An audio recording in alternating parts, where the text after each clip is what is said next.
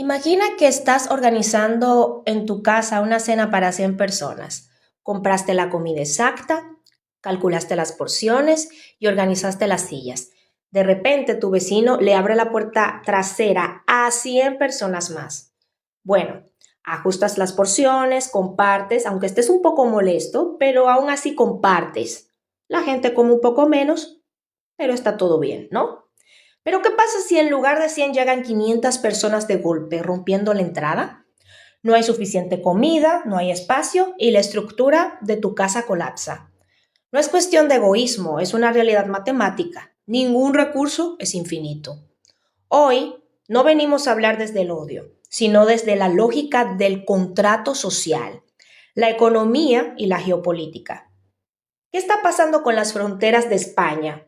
¿Por qué la gente siente que está perdiendo el control de su país y de su propia casa? ¿Y por qué un sueldo medio español ya no alcanza para sostener este modelo? El límite de un país y la guerra híbrida.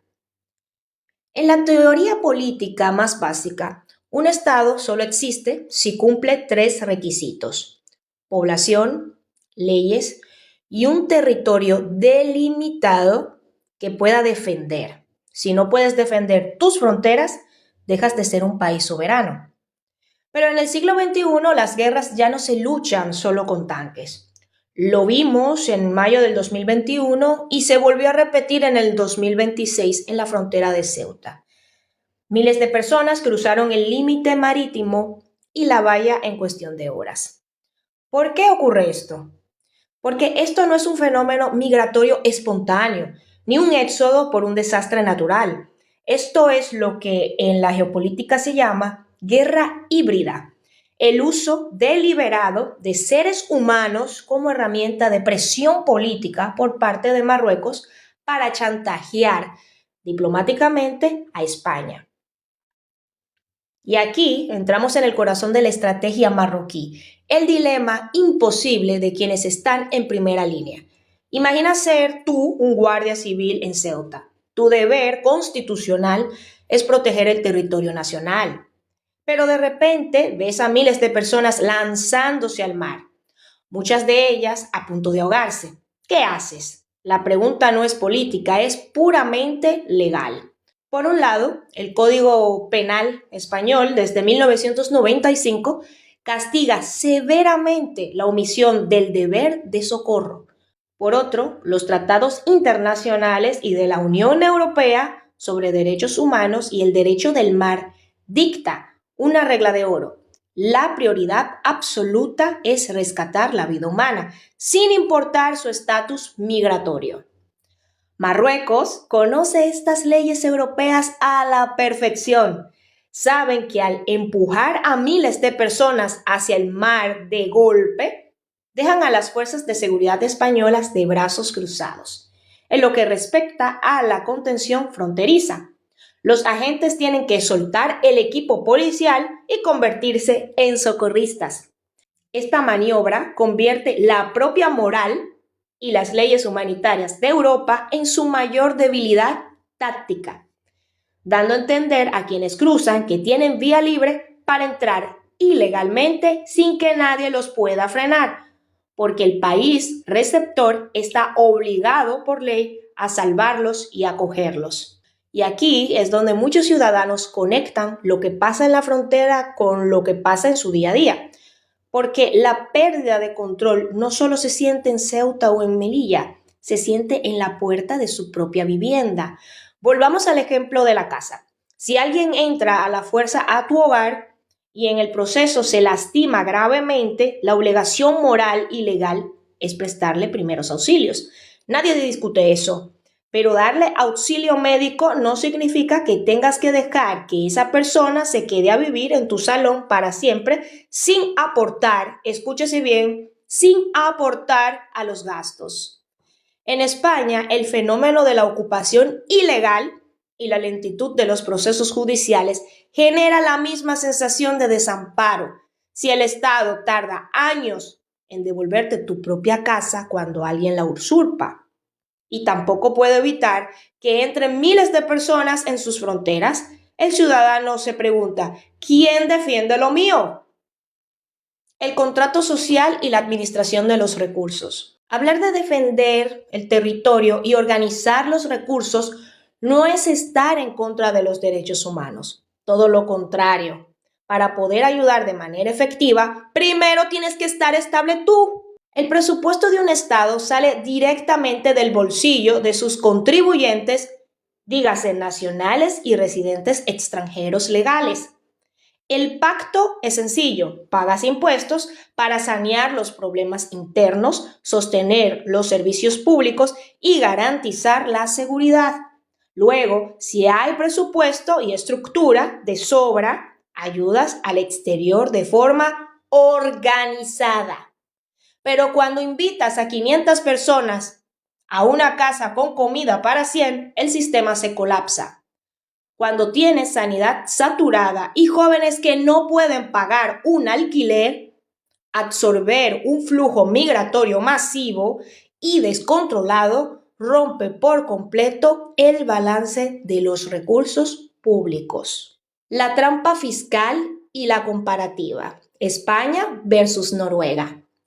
Muchos políticos justifican este modelo diciendo, es que en Europa se pagan impuestos altos precisamente para sostener este nivel de ayuda y servicios. Pero vamos a analizar los números reales en un ejemplo práctico. Hago esta comparativa concreta con Noruega porque vivo en Noruega y conozco este sistema desde dentro. Aquí los extranjeros se nos exige por ley estudiar la sociedad nórdica y su idioma, obteniendo un certificado oficial sobre sus reglas e instituciones. Además, se nos exige ser independientes económicamente, selvständig. Cumpliendo estas reglas y tras años de integración, se puede optar a la residencia permanente o a la ciudadanía tras 7 años de matrimonio con un ciudadano nórdico. Es un sistema donde el bienestar se sostiene porque la contribución, el orden y el esfuerzo individual son obligatorios. Quiero hacer un paréntesis muy importante aquí, porque cada vez que en España se habla de Noruega o del modelo nórdico, escucho a mucha gente decir, claro, es que Noruega es un país socialista o incluso comunista por su estado de bienestar y pretenden copiar el modelo fijándose solo en la fachada sin entender cómo funciona la estructura por dentro. Vamos a aclarar esto de forma clara y directa. Noruega no es socialista, es un país profundamente capitalista. Noruega funciona con un libre mercado brutal, una seguridad jurídica impecable y un fondo soberano global que invierte en miles de empresas privadas por todo el mundo para generar riqueza real. La gran diferencia es que la prioridad absoluta del Estado noruego es su propia población. El bienestar social se sostiene porque hay producción, hay exigencia laboral y hay capital para financiarlo, no porque regalen el dinero. Ahora bien, ¿significa esto que Noruega es un paraíso perfecto? Para nada. En Noruega sí hay pobreza, sí hay gente pasando dificultades económicas y existen fallos en el sistema. Y además, este modelo de bienestar está empezando a mostrar grietas e irregularidades. ¿Por qué? Por esta misma moral de salvadores del mundo que intentan abarcar más de lo que puede sostener, priorizando la agenda global antes de la estabilidad de sus propios ciudadanos. Pero la pobreza en Noruega y el deterioro progresivo de su sistema de bienestar son temas profundos que merecen un análisis detallado en otro video dedicado exclusivamente a ello. Siguiendo con la comparativa de España versus Noruega, vamos a hacer una comparativa con los sueldos. El salario bruto medio de España es 28.000 euros al año, mientras que en Noruega es un aproximado de 58.000. España paga de impuestos de su sueldo un 14-15%, mientras que Noruega paga un 28 o un 32%. El sueldo neto limpio al mes de un español es unos 1.500, 1.700 si tiene suerte, porque hay personas que cobran mucho menos. Mientras que en Noruega es 3.100, 3.300 euros mensuales. Viendo la nómina, alguien podría decir, pero el noruego paga más impuestos directos sobre su sueldo que el español. Sí, pero aquí está la trampa mortal para el trabajador en España. Y yo, que soy de República Dominicana, te puedo dar fe de cómo es una gran trampa estos impuestos indirectos y la realidad del coste de vida. 1. La cuota patronal. Antes de que veas tu dinero bruto, el Estado le exige a tu empresa cerca de un 30% adicional sobre tu sueldo en cotizaciones. 2. La sangría indirecta.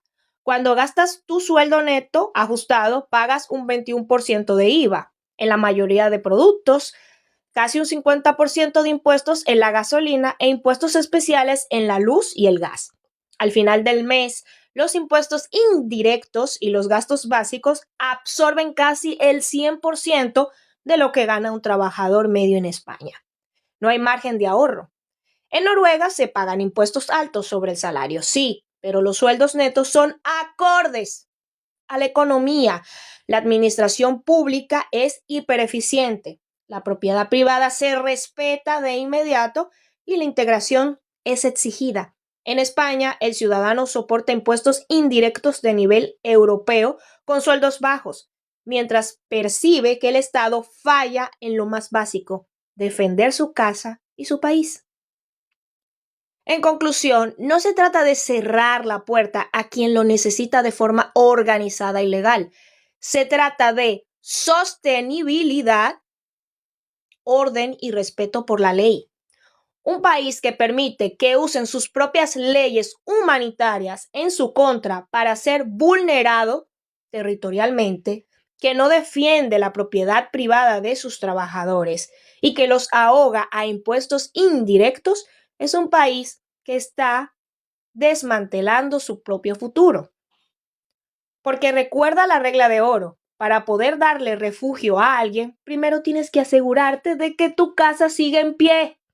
Pero, ¿qué opinas tú? ¿Crees que la legislación europea debe adaptarse para proteger sus fronteras sin caer en este chantaje? Deja tu comentario abajo y comparte este video y suscríbete para más análisis sin filtros. Se me cuidan.